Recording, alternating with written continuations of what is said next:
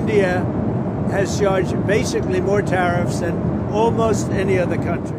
ভারতের ওপর 25% পর্যন্ত পাল্টা শুল্ক আরোপের হুমকি দিয়ে আসছিলেন মার্কিন প্রেসিডেন্ট ডোনাল্ড ট্রাম্প। এবার সেই হুমকিকে বাস্তবে পরিণত করলেন তিনি। দেশটির ওপর 25% শুল্ক আরোপের ঘোষণা দিলেন ট্রাম্প। বুধবার নিজ সামাজিক মাধ্যম ট্রুথ সোশ্যালে ঘোষণা দেন তিনি।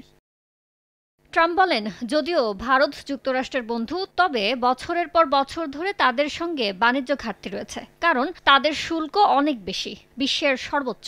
যে কোনো দেশের তুলনায় তাদের সঙ্গে বাণিজ্যে সবচেয়ে বেশি কঠিন ও বিরক্তিকর কিছু আর্থিক বহির্ভূত বাধা রয়েছে বলে জানান তিনি।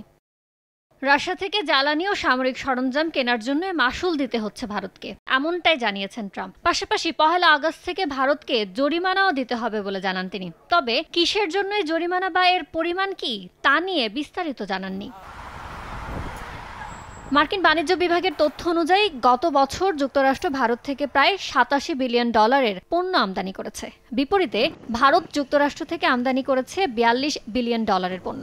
ভারত থেকে যেসব পণ্য সবচেয়ে বেশি গেছে তার মধ্যে আছে ওষুধ, মুঠোফোন সহ যোগাযোগ যন্ত্র ও পোশাক। এই বিশাল ঘাটতি পূরণে গেল 2 এপ্রিল ট্রাম্প ভারতীয় পণ্যে 26% শুল্ক আরোপ করেন, যা 9 জুলাই স্থগিত করা হয়। ইয়ানুর শিফাত, সময় সংবাদ।